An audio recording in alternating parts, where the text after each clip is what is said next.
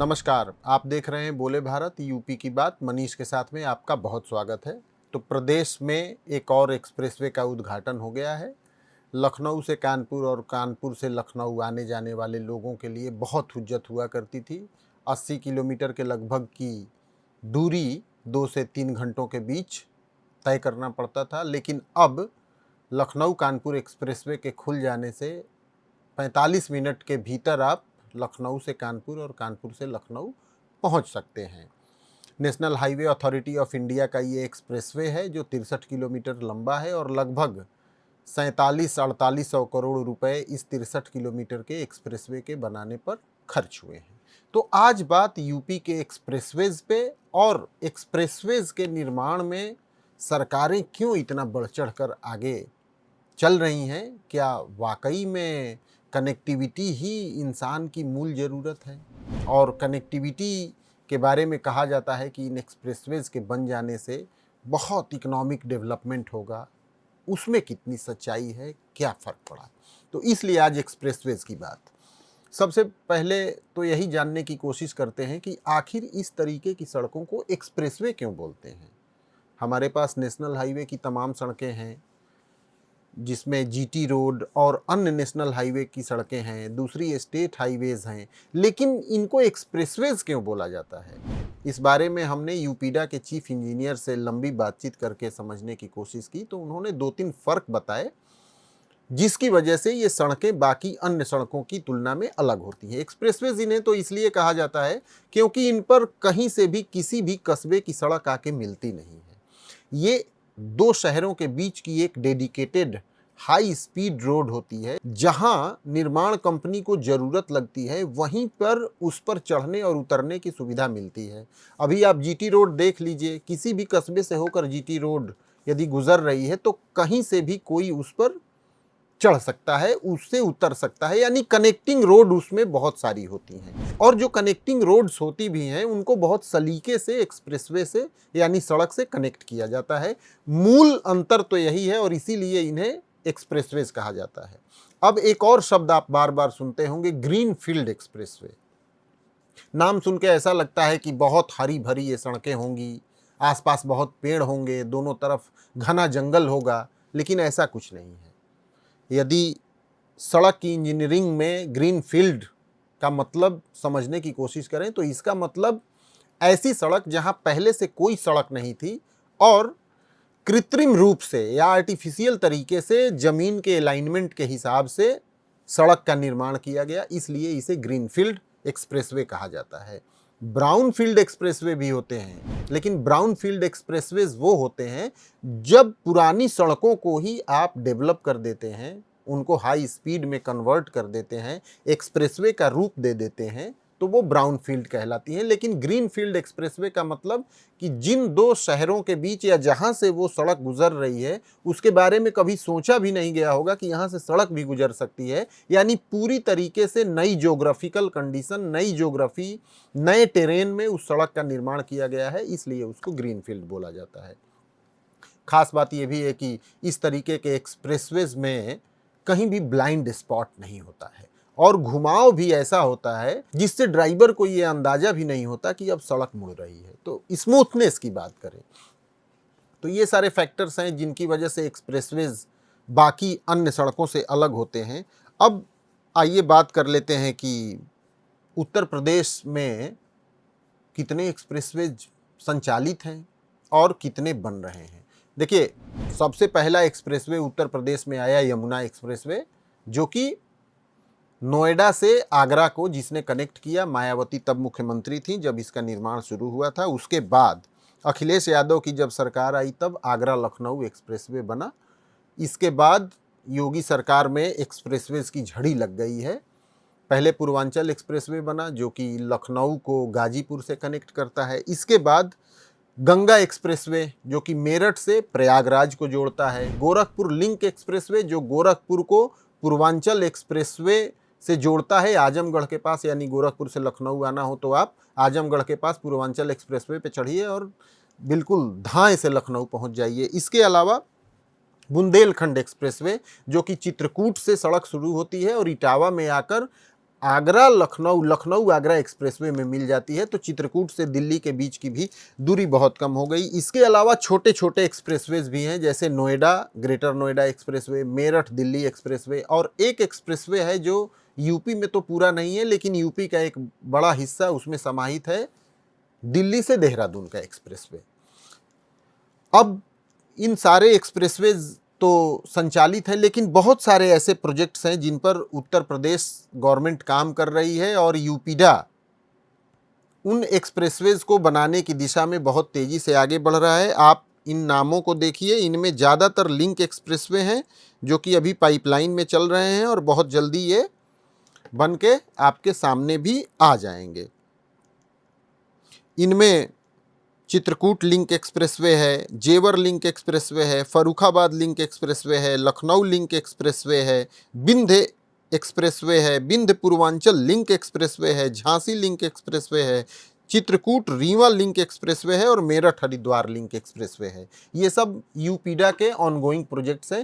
हालांकि मैं बता दूं कि सिर्फ यूपीडा ही एक्सप्रेसवेज नहीं बनाता है, यूपी में 3 अलग अलग संस्थाएं एक्सप्रेसवेज के निर्माण पे काम कर रही हैं। यूपीडा उनमें सबसे बड़ा है, जिसने लखनऊ आगरा एक्सप्रेसवे बनाया, पूर्वांचल एक्सप्रेसवे बनाया, गोरखपुर लिंक एक्सप्रेसवे बनाया, बुंदेलखंड एक्सप्रेसवे बनाया, इसके अलावा और तमाम एक्सप्रेसवेज बनाए। लेकिन national highway authority of India NHAI के भी कई प्रोजेक्ट्स हैं, जिसमें लखनऊ कानपुर एक्सप्रेसवे NHAI ने बनाया है, शामली और गोरखपुर एक्सप्रेसवे भी NH का प्रोजेक्ट है। इसके अलावा यमुना अथॉरिटी जो है, जिसने यमुना एक्सप्रेसवे बनाया। अब लौटते हैं पुरानी बात पे, जिसका जिक्र मैंने शुरू में किया था कि इन एक्सप्रेसवेज से वाकई में कितना फ़ायदा है। तमाम फ़ायदे तो हमने आपको गिनाए कि बहुत कम समय में आप एक जगह से दूसरी जगह पर 400-500 किलोमीटर की दूरी महज कुछ 4-5 घंटों में पूरी कर लेते हैं। नो डाउट इसमें फ़ायदा है, और किसी भी समय आप उस शहर को जाने के लिए निकल सकते हैं, इतना कॉन्फिडेंस इन एक्सप्रेसवेज से आ गया है। लेकिन सबसे बड़ा सवाल उठता है कि उत्तर प्रदेश में चाहे बुंदेलखंड ही क्यों न हो, अब ऐसी कोई ज़मीन नहीं रह गई है जहां पैदावार बहुत अच्छी नहीं होती। और इनमें से ज़्यादातर एक्सप्रेसवेज देखें आप तो बहुत ही उपजाऊ ज़मीन से होते हुए इन एक्सप्रेसवेज को बनाया गया है। पहले ही खेती की ज़मीन सिकुड़ती जा रही है, शहरों का इतना विस्तार होता जा रहा है कि खेती की ज़मीन शहर निगलते जा रहे हैं। ऊपर से इन एक्सप्रेसवेज का उत्तर प्रदेश की उपजाऊ ज़मीन पर कितना असर है, इसको समझने के लिए एक छोटा सा आंकड़ा आपको देते हैं। अब पूर्वांचल एक्सप्रेसवे में 10,916 एकड़ की ज़मीन एक्वायर की गई, नोएडा एक्सप्रेसवे में 3,963 एकड़ ज़मीन एक्वायर की गई, आगरा लखनऊ एक्सप्रेसवे में 7,000 एकड़ ज़मीन एक्वायर की गई, गंगा एक्सप्रेसवे में 18,000 एकड़ ज़मीन एक्वायर की गई, गोरखपुर लिंक एक्सप्रेसवे में 2,710 एकड़ ज़मीन एक्वायर की गई। ये जितनी भी ज़मीनें हैं, आपको बता दें कि उत्तर प्रदेश में और बिहार में 1 एकड़ में 1.5 बीघे के बराबर, बड़े बीघे के बराबर ज़मीन होती है। 1-2 बीघा भी एक परिवार के साल भर के जीवन को पालने के लिए पर्याप्त होता है। और जितने मैंने गिनाए एक्सप्रेसवेज, कितनी खेती की ज़मीन इन एक्सप्रेसवेज में चली गई। और तो और ऐसा कहा जाता है इन एक्सप्रेसवेज की बड़ाई के संदर्भ में कि गाड़ियों का बहुत अच्छा एवरेज मिलता है। जिन सड़कों पर, जितने भी यूपी में एक्सप्रेसवेज हैं, 120 किलोमीटर मैक्सिमम लिमिट उन पर गाड़ियों की रखी गई है प्रति घंटे के हिसाब से। 100 के ऊपर गाड़ियों का एवरेज क्या मिलता है क्या? तो एवरेज वाली बात तो यूं ही खारिज हो गई। अब बात कर लेते हैं कि एक बहुत ही ग्लैमरस प्रोजेक्ट के रूप में इन एक्सप्रेसवेज को दिखाया जाता है, जिसमें ये कहा जाता है कि इन एक्सप्रेसवेज के आ जाने से आसपास के इलाकों का बहुत विकास होगा, वहाँ की इकोनॉमिक ग्रोथ होगी, जो पैदावार होगी उसको सही समय पर बाज़ार पहुँचाया जाएगा, स्पेशल इकोनॉमिक जोन्स बनाए जाएंगे, बड़े बड़े इंडस्ट्रियल यूनिट्स वहां लगेंगी। पूर्वांचल एक्सप्रेसवे पे तो मैं खुद ही पिछले 5 साल से चल रहा हूं। 2022 के विधानसभा चुनाव से पहले पूर्वांचल एक्सप्रेसवे की ओपनिंग हुई थी और 2027 के मध्य में हम खड़े हैं। कितनी यूनिट्स पूर्वांचल एक्सप्रेसवे के किनारे लग गई। एक अच्छी चाय का मोहताज होता है पूर्वांचल एक्सप्रेसवे से जाने वाला आदमी। दूसरा, जिन भी इलाकों से ये एक्सप्रेसवेज गुजर रहे हैं, वहां ऐसी कौन सी पैदावार हो रही है जिसे मार्केट पहुंचाने की जल्दी है। बड़े पैमाने पर इन एक्सप्रेसवेज के रास्ते में जो खेती पड़ती है या जो गांव पड़ते हैं, वहां तो पारंपरिक रूप से ही ज़्यादा खेती हो रही है, जिनमें धान, गेहूं और दलहनी फसल शामिल हैं। इनकी खरीद के लिए तो सरकार खुद किसानों के पास गांव में चली जाती है। तो फिर कौन सी ऐसी स्पीड चाहिए उन किसानों को जो अपना माल बहुत तेजी से बड़े मार्केट में पहुंचा सकें? ये भी तर्क समझ में नहीं आता है। तो जाहिर तौर पर बड़े यूनिट्स भी एक्सप्रेसवेज के किनारे इतने नहीं दिखाई देते हैं जितना इनके निर्माण के समय इस बात को कहा जाता था। अब आइए बात कर लेते हैं कि चूंकि आबादी बढ़ रही है, एक दूसरे जगह पर काम करने की ज़रूरत लोगों को पड़ रही है और उसमें बहुत कम समय लगे, इससे अच्छी बात क्या होगी। लेकिन क्या एक्सप्रेसवेज का विकल्प इंडियन रेलवे बन सकती है? आप ये जानकर हैरान हो जाएंगे कि 1 kilometre double track electrified rail की पटरी बिछाने में जितना खर्चा है, उससे 4 गुना ज्यादा खर्चा 1 किलोमीटर एक्सप्रेसवे के बनाने में है। आप सोच भी नहीं सकते कि इतना अंतर है। मैंने सामान्य गूगल से ये जानकारी ली तो पता चला कि भारत में 1 किलोमीटर डबल ट्रैक इलेक्ट्रीफाइड बनाने में 20 से 40 करोड़ रुपए प्रति किलोमीटर का खर्च आता है।